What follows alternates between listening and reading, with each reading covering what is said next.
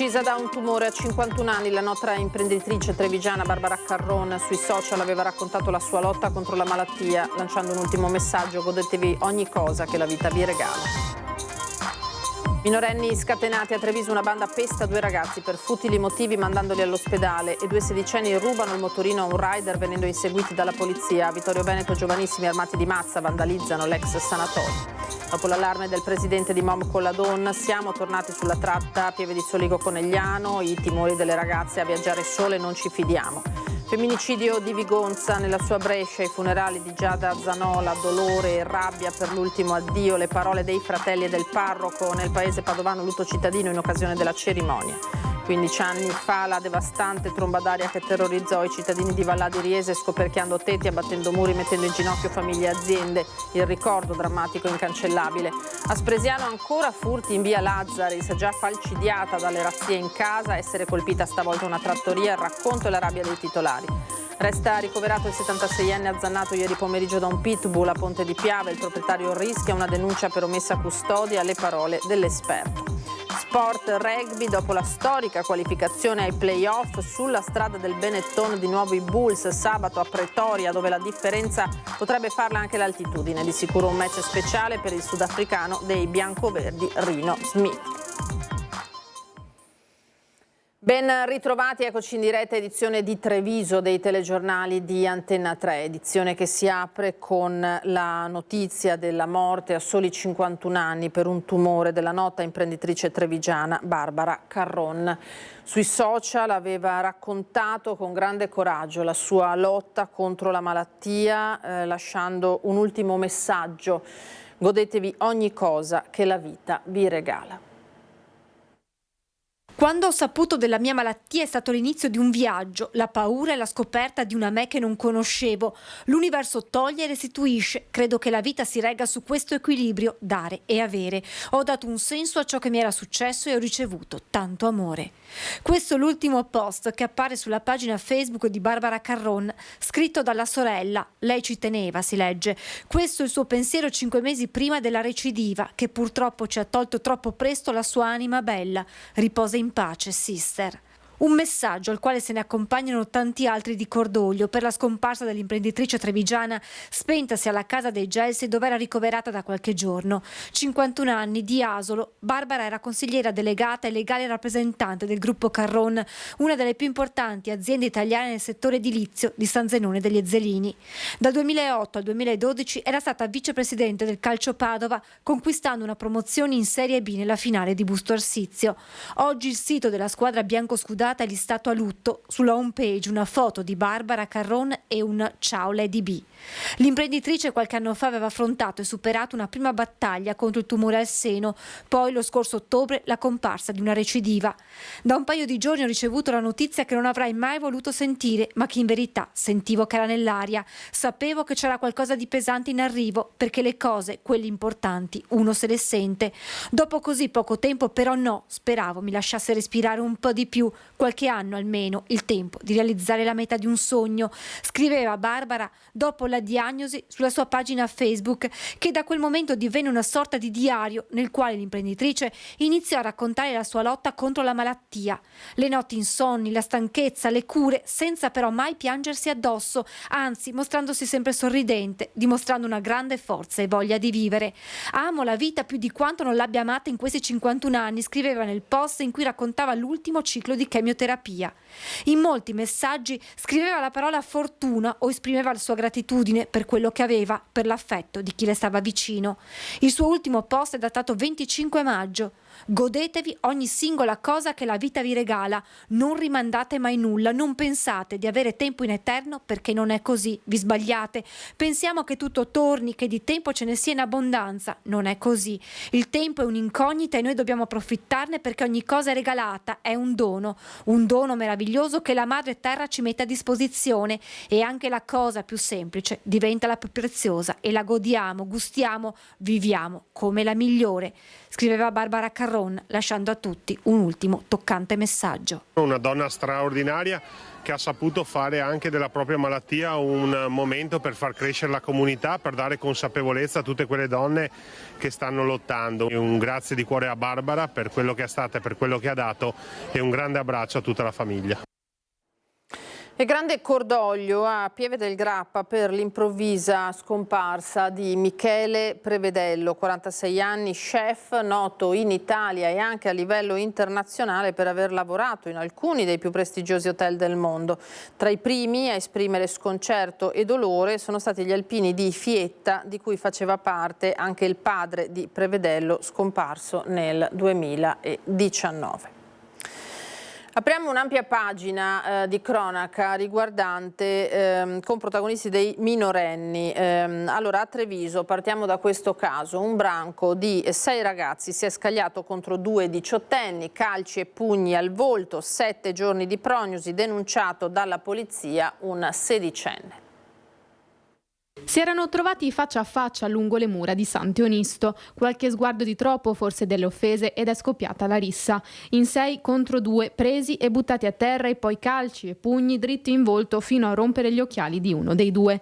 Protagonisti della violenta aggressione che si è verificata il 25 aprile scorso a Treviso, 6 minorenni che con una violenza inaudita hanno alzato le mani su 2 ragazze di 18 anni mentre erano ancora in sella alle loro biciclette.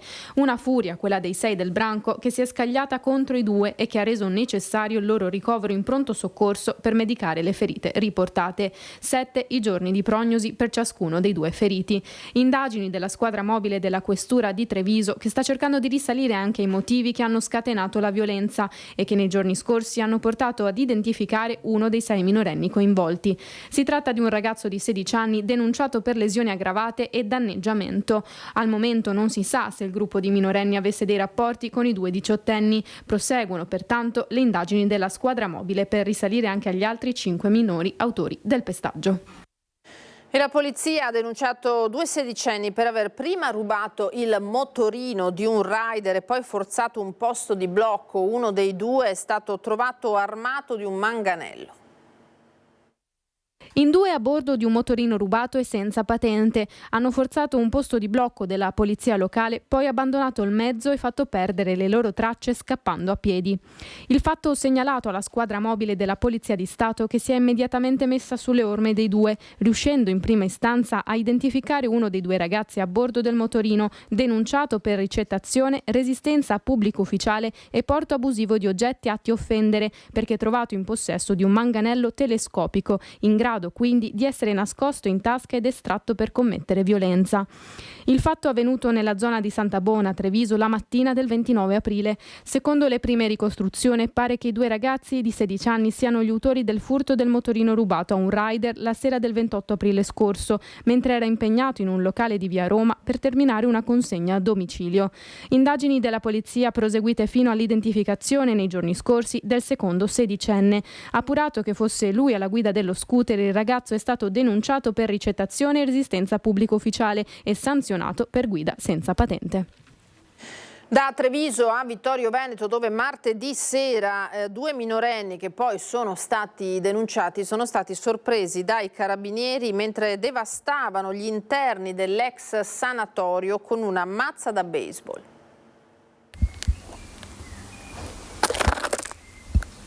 Vetrate rotte, bestemmie, scritte oscene sui muri, qualche mozzicone di sigaretta, sanitari devastati. È stato un tardo pomeriggio di follia quello vissuto da 2 giovanissimi all'interno dell'ex sanatorio di via Forlanini a Vittorio Veneto, struttura già di per sé degradata e terra di nessuno, di fatto aperta a perditempo e sbandati. È qui che i 2 minorenni armati di mazza da baseball hanno trasformato gli ex padiglioni nel loro personale sfogatoio, sperando evidentemente di farla franca, ma tanta è stata la veemenza che il fracasso si è avvertito anche nei paraggi, inevitabile l'allarme. Ho sentito botti come colpi, hai capito? I carabinieri arrivati sul posto li hanno sorpresi nell'atto della devastazione, da qui il passaggio in caserma e l'inevitabile denuncia con l'ipotesi di reato che è quella di danneggiamento aggravato. Affidati ai genitori, la parola ora passa alla Procura dei minori di Venezia, sequestrata pure la mazza da baseball. Non si può delegare alla scuola, l'educazione si insegna in casa.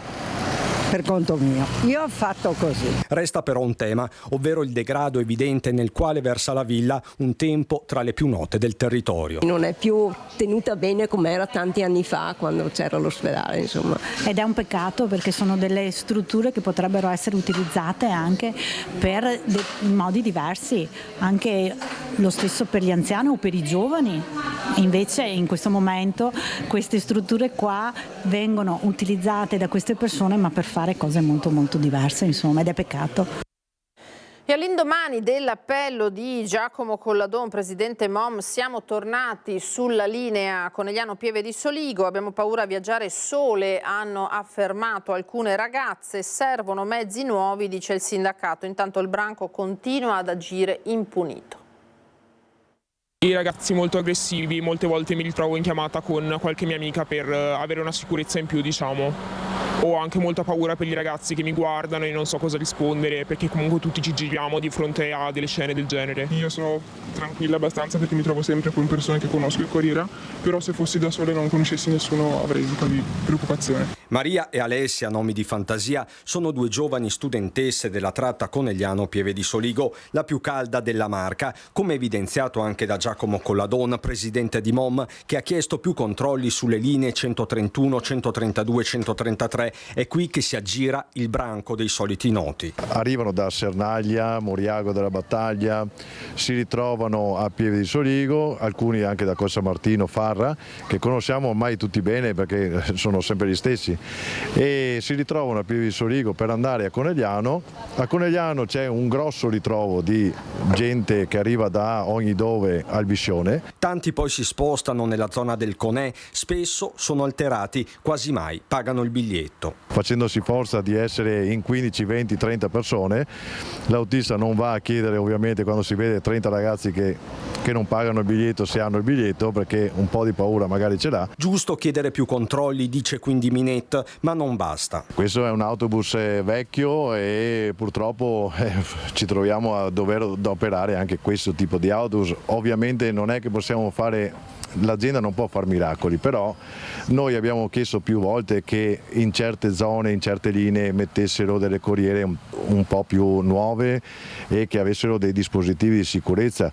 Qui manca una porta, che alcuni mezzi magari più nuovi hanno la porta di vetro. Porta di vetro, ma anche panic button per avvisare le forze di polizia. Intanto la giovane Maria torna su un episodio che aveva indignato, lei ne è stata testimone diretta. Ho visto dei cori che incitavano allo stupro contro una conducente donna, posti da dei ragazzi, quindi un plausibile attacco aggressivo comunque e una cosa scandalosa per il 2024, possiamo dire.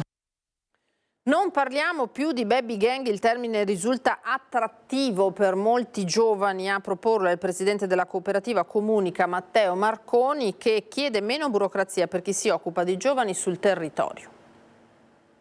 Il termine baby gang è un termine che suona bello. Io faccio parte di una baby gang, mi sembra bello. Se io fossi un ragazzino di terza media, che è l'età in cui io insegno, penserei baby gang è una cosa, ha un suono piacevole, è una cosa che mi ispira. Io cambierei proprio, direi, gruppi di ragazzi che si comportano male, insomma, perché questa è la realtà dei fatti, che non hanno rispetto. Gruppi disagiati, gruppi...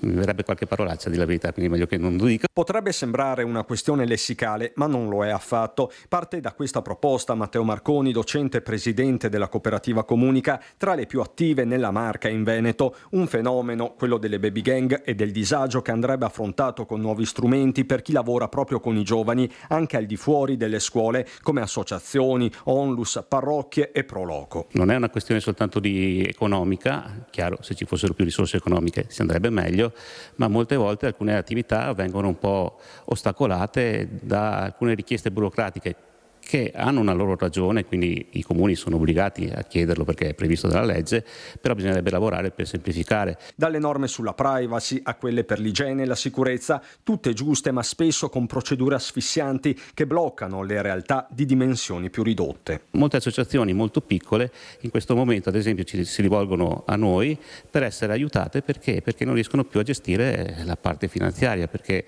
tutti gli obblighi di legge sono diventati pesantissimi anche per un'associazione che fa poche decine di migliaia di euro, anche meno, di entrate. Anche la nostra cooperativa alla fine ha gli stessi obblighi che la Fiat, per loro non costano niente, per noi sono enormi. La richiesta quindi è di liberare dai lacci burocratici chi si occupa di giovani sul territorio. Tutto questo discorso sta bloccando le attività anziché permettere di svilupparle. E torniamo al femminicidio di Vigonza, perché oggi è stato il giorno dell'addio a Giada Zanola, la donna uccisa dal compagno. A Brescia ai funerali, noi c'è tanta rabbia, ha detto il parroco. Andrea, dica cosa è successo, è l'appello invece che ha lanciato il fratello Daniel.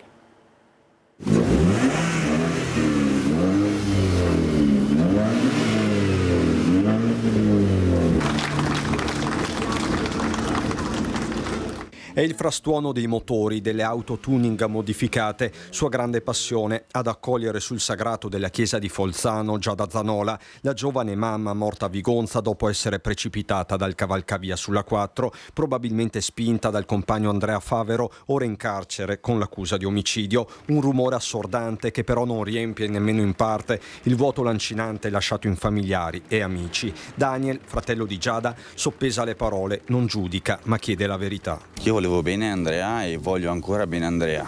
Dovrebbe essere lui a dirmi se è stato lui o no. Tu cosa vorresti dirgli adesso? Esatto. Vorrei solo parlargli. Non vorrei dire niente, non voglio accusarlo di niente. Ci penseranno gli altri a fare giustizia se è stato lui. Daniel che usa parole di compassione anche per i familiari del presunto killer. Siamo tutti uniti secondo me nello stesso dolore anche da parte loro. E a chi gli chiede se fosse stato a conoscenza dei lividi sul collo della sorella risponde lapidario. Se li avessi visti non saremmo arrivati a questo punto. Ai funerali anche il sindaco di Vigonza Gianmaria Boscaro e la prima cittadina di Brescia Laura Castelletti, sul petto di tutti un fiocchetto rosso, ormai simbolo della lotta alla violenza di genere. Dentro di noi c'è tanta rabbia, ti abbiamo visto crescere e oggi ci sentiamo persi, ha detto Don Sergio, e persa si sente la sorella Federica che con Daniel ha sostenuto Papagino anche all'uscita del feretro. Era dolcissima e mi manca tanto, è un dolore fortissimo, è comunque una perdita indipendentemente da tutto, fa male.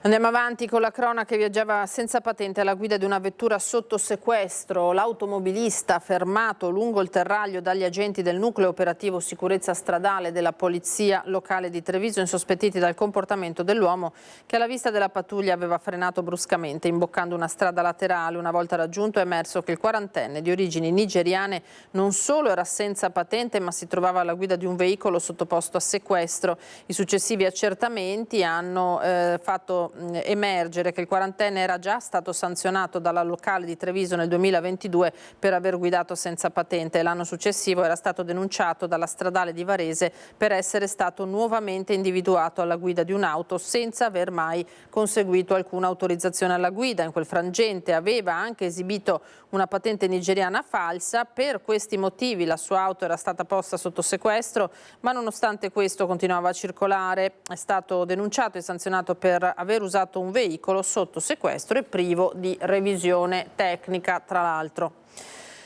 15 anni fa la devastante tromba d'aria che terrorizzò i cittadini di Vallà di Riese, scoperchiando tetti, abbattendo muri, mettendo in ginocchio famiglie e aziende. Un ricordo drammatico e incancellabile che riviviamo con le voci e le immagini di quel sabato 6 giugno del 2009.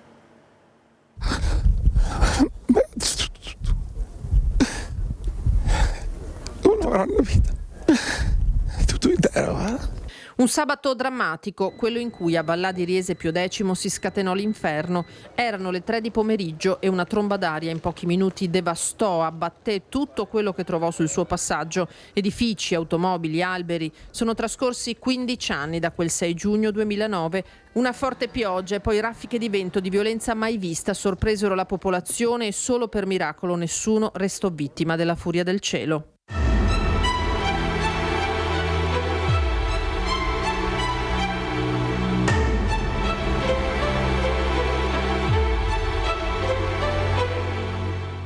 qua per miracolo. Quel giorno si sarebbero potuti registrare morti e feriti. I primi allarmi fecero precipitare sul posto ambulanze e forze dell'ordine, ma cessata l'emergenza di quei minuti terribili, quando gli sguardi si levarono tutto intorno, c'erano ovunque muri crollati, macerie, tetti scoperchiati, alberi schiantati al suolo. Di tutto che girava attorno. Io sono subito sul camion perché ho visto il Matteo.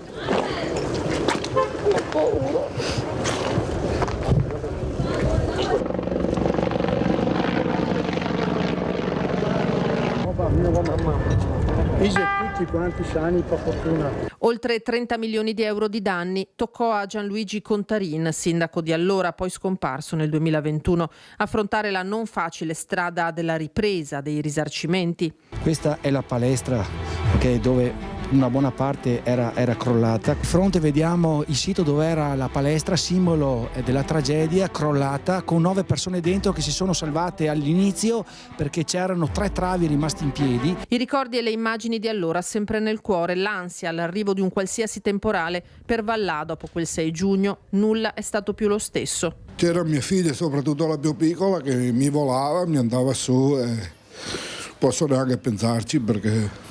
Ma il paese ha saputo guardare avanti, rialzarsi, un po' facendo da sé e un po' grazie ai ristori. La vita quotidiana e le attività sono ripartite con la vivacità di sempre. Sembra di non potercela fare, ma stringendosi e con tanta forza si va avanti. Così va là in quei giorni. Allora noi ci fermiamo per qualche istante di pubblicità, torniamo con altra cronaca tra pochissimo.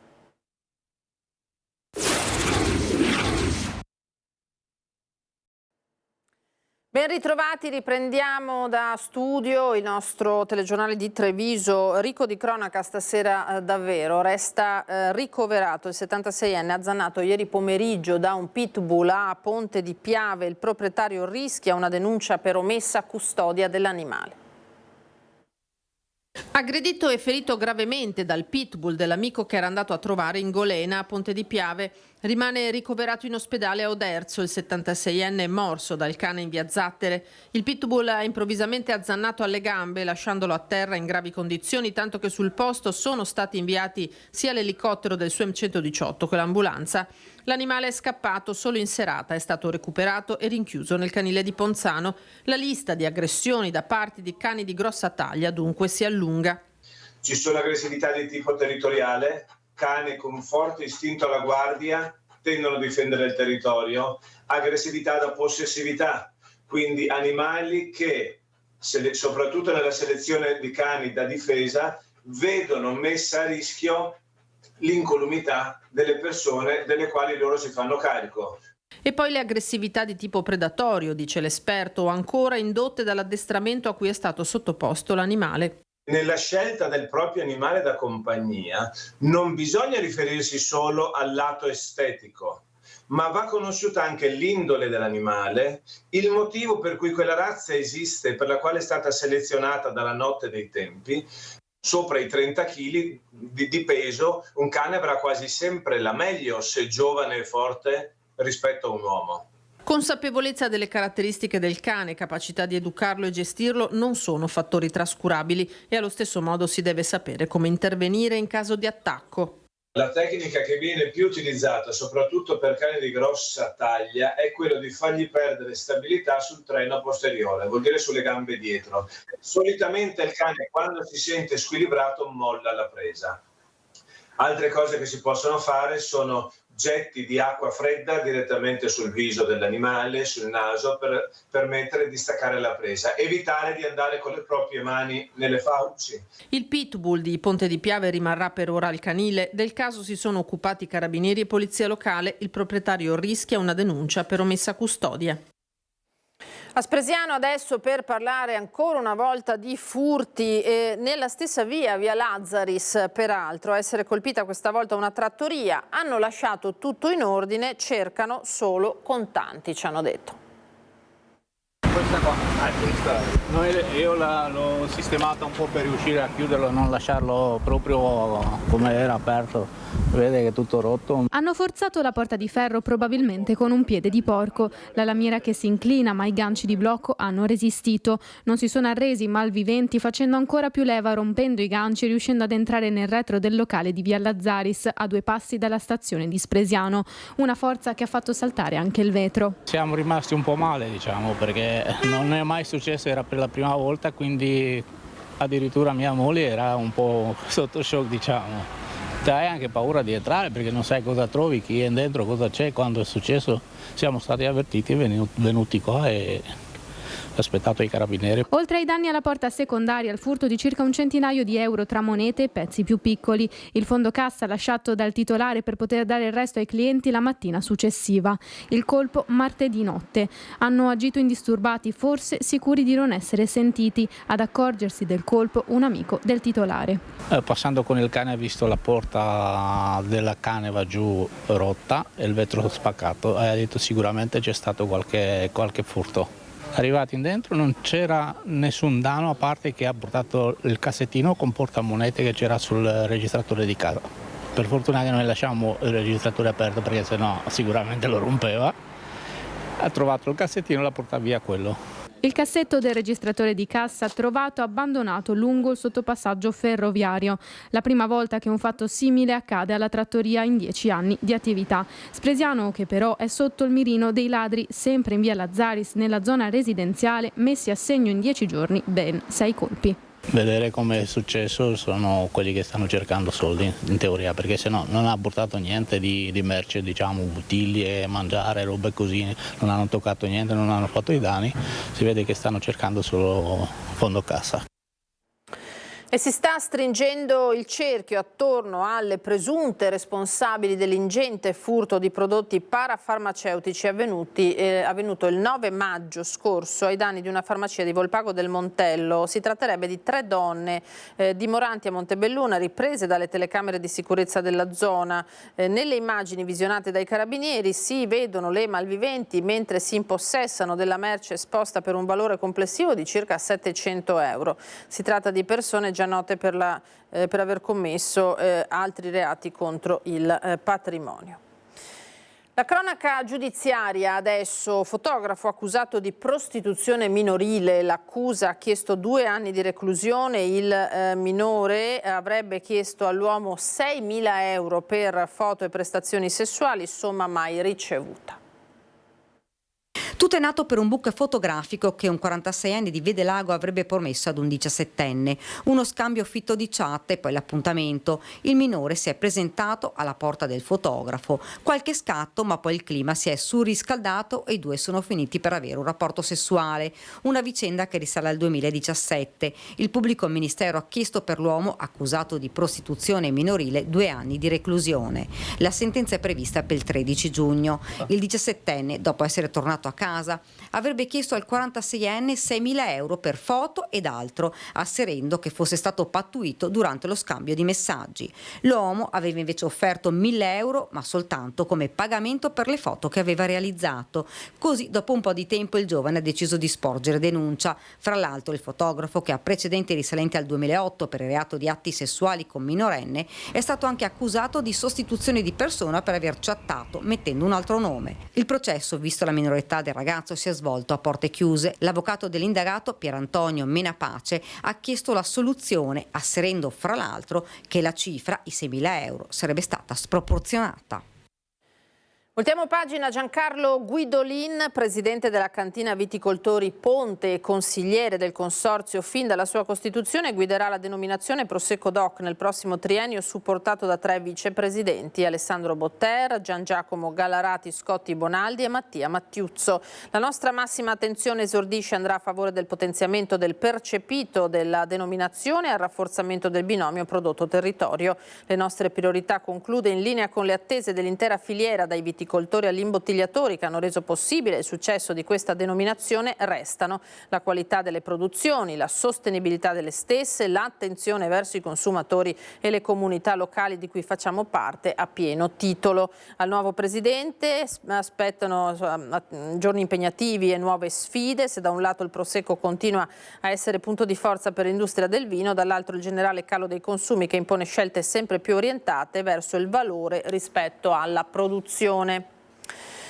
Le elezioni amministrative a Vittorio Veneto con 4 candidati per la carica di sindaco. Per gli ultimi appelli al voto ieri sera abbiamo incontrato Mirella Bagliana e Giovanni Braido. Adesso è la volta di Gianluca Posocco e Luisa Camatta.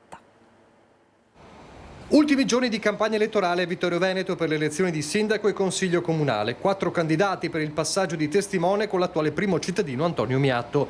Giornate intense per Mirella Bagliana, Giovanni Braido, Luisa Camatta e Gianluca Posocco. Per Luisa Camatta, l'unica ad aver solo la lista Rete Civica per Vittorio Veneto a sostegno della sua candidatura, la campagna elettorale è stato un momento importante di incontro con i cittadini. All'inizio ho sentito forte il senso di responsabilità, quindi c'era anche un po' di preoccupazione per così una domanda interiore se ero all'altezza o meno del ruolo, se saremmo stati all'altezza, ma man mano che proseguivano i giorni è stato in realtà bellissimo parlare con le persone, letteralmente emozionante ogni storia che abbiamo raccolto, ogni problematica che abbiamo ascoltato, ogni assenteista convertito, diciamo, che ci ha dato fiducia, quindi in realtà io mi sono proprio divertita, è stato molto bello. Per Gianluca Posocco, vice sindaco uscente sostenuto da Forza Italia e da Due Civiche, il dibattito è stato acceso. È stata una campagna elettorale combattuta, vissuta. Da parte nostra io sono soddisfatto, molto soddisfatto della squadra che ho avuto, che ha girato ovunque, ha trasmesso i nostri messaggi, il nostro programma. Unico rammarico che probabilmente si è parlato poco di ambiente, poco di sociale, poco di cultura, che sono temi forti delle nostre liste e sono stati un po', diciamo, messi da parte rispetto ad altri temi. Decoro urbano è il tema più sentito dai cittadini. I temi attuali che la gente vede tutti i giorni, tipo il decoro pubblico, le asfaltature, di questo si è discusso tanto, tralasciando però altri aspetti molto importanti come appunto quelli che ho detto prima. È sicuramente decoro urbano, proprio la riscoperta della bellezza di Vittorio Veneto e ridare dignità alla città che assolutamente in questo momento è in uno stato di degrado, e poi il tema della sicurezza che si declina in vari modi, sia a livello di frequentazioni sulle strade, sia a livello di disagio sociale, ma anche a livello proprio di manto stradale alle volte banalmente. Per questo e per molti altri motivi i candidati si propongono così agli elettori. Noi vorremmo che i cittadini avessero fiducia di noi perché abbiamo dimostrato che possiamo essere un reale cambiamento per la città. Siamo vergini da logiche politiche, da partiti, quindi non abbiamo nessuno da ringraziare né nessuno a cui fare favori, ma siamo proprio cittadini tra i cittadini, siamo informati, siamo molto attenti alle esigenze della popolazione, parliamo con le persone, non ci trinceriamo in qualche palazzo e siamo assolutamente motivati e capaci di portare un vero rinnovamento nella classe dirigente e nello stile anche di amministrazione in città. Mi rivolgo a tutti perché vadano a votare e soprattutto agli indecisi e ai più giovani. Ultimamente i giovani vedono la politica come un qualcosa che non gli appartiene, invece qui a Vittorio Veneto finalmente ci sono tante persone giovani che mi supportano e fanno di tutto e faranno di tutto per eleggermi. Andiamo a vedere insieme adesso l'emozionante esibizione questo pomeriggio a Treviso della fanfara del Terzo Reggimento Carabinieri Lombardia di Milano, diretta dal maestro maresciallo capo Andrea Bagnol. Numerosi cittadini si sono fermati per ascoltare i brani, evento organizzato nel cuore della città nell'ambito della manifestazione Generazione 2026. I brani musicali sono stati eseguiti dal prestigioso complesso musicale in Piazza dei Signori, Piazza Borsa e al Teatro del Monaco, dove è stato suonato anche l'inno d'Italia. E ora andiamo allo sport, al rugby. Dopo la storica qualificazione ai play-off sulla strada del Benetton, di nuovo i Bulls sabato a Pretoria, dove la differenza potrebbe farla anche l'altitudine. Di sicuro un match speciale per il sudafricano dei biancoverdi Rino Smith. dobbiamo credere che abbiamo quello che ci serve per vincere la partita. Da sudafricano giocherà sabato a Pretoria il quarto di finale di United Rugby Championship proprio contro una squadra sudafricana. Sarà una partita speciale quella contro i Bulls per Rino Smith, non solo perché sugli spalti ci saranno i suoi familiari a tifare Benetton, ma anche perché a Pretoria i biancoverdi non hanno mai vinto. È un'opportunità, dice, per compiere un'impresa finora mai riuscita. Quella di sabato sarà una partita come le altre disputate fino adesso, prosegue. Tutte sono state partite secche per noi, quindi la mentalità è magari un po' più focalizzato sulle cose fondamentali. In queste partite queste le cose che fanno la differenza. Tranne questa, la squadra che prende l'opportunità e mettere punti sul bordo, si dice, vince la partita. 3 settimane fa, sempre contro i Bulls, erano stati questi ultimi a prevalere per 56-35. La prima volta non abbiamo fatto quello che vogliamo fare. Dobbiamo focalizzare sul kicking game, in difesa, primo placatori, dobbiamo andare base. Quindi, ma questa cosa abbiamo saputo la prima volta, ma non abbiamo fatto. E quindi vedremo come andrà sabato. Adesso noi andiamo alle notizie che arrivano dal Bellunese.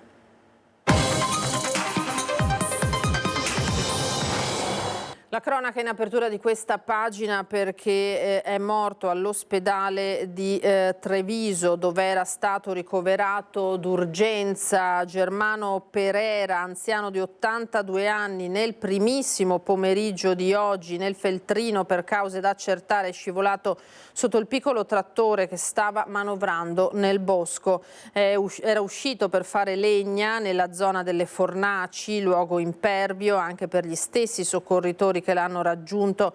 Stabilizzato e intubato sul posto prima del trasferimento con l'eliambulanza al Cafoncello, è stato appunto trasportato in ospedale. La chiamata al 118 è arrivata alle 13:30, subito è partita l'ambulanza dell'ospedale di Feltre insieme all'eli soccorso a Falco, ma purtroppo Germano Perera, questo il suo nome, si è spento. Era molto noto anche perché apparteneva al gruppo alpini di Villabruna di Feltre.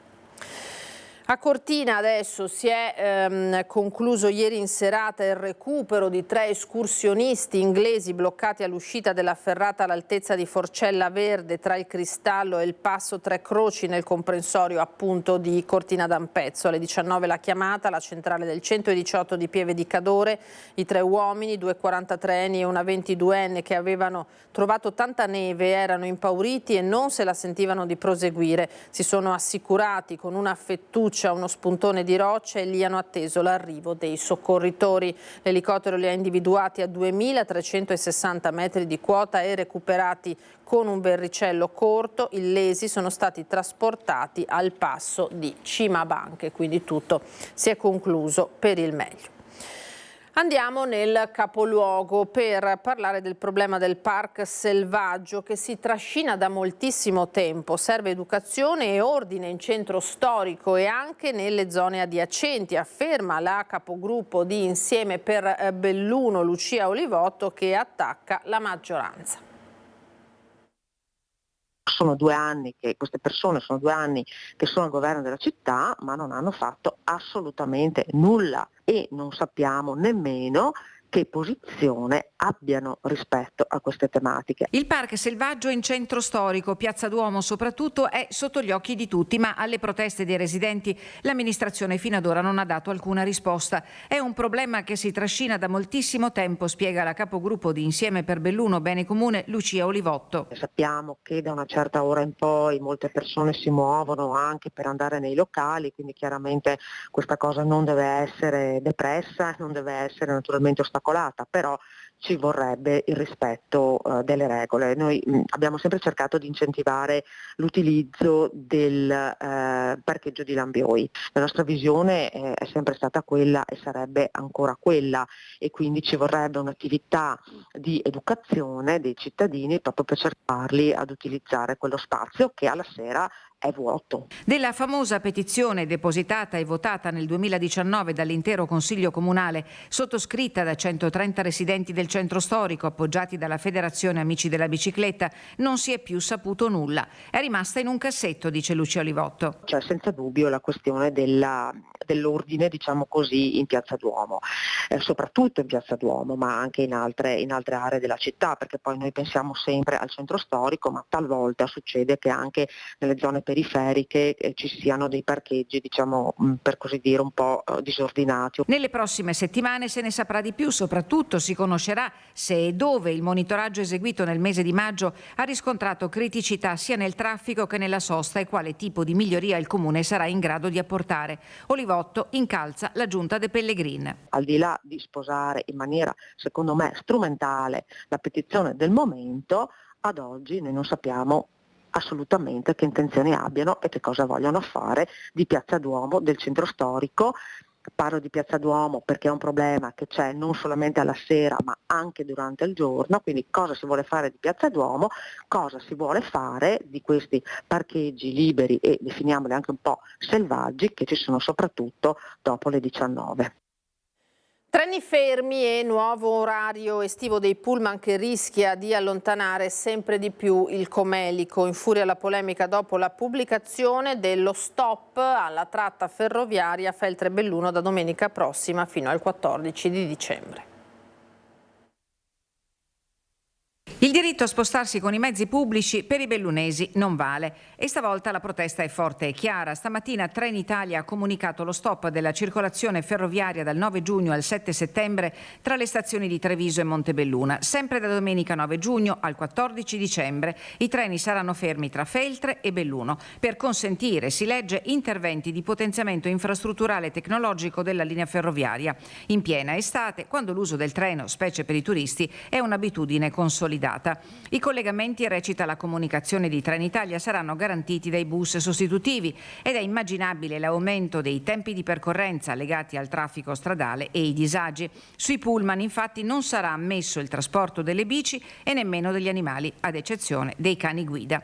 Solita vergogna, sbottano gli utenti di Facebook, imbestialiti perché i problemi al trasporto ferroviario nel bellunese si protraggono da oltre 5 anni.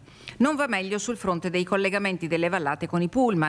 Lunedì prossimo saranno pubblicati i nuovi orari estivi della Dolomiti Bus che, secondo indiscrezioni, penalizzeranno ancora una volta le terre alte del Comelico.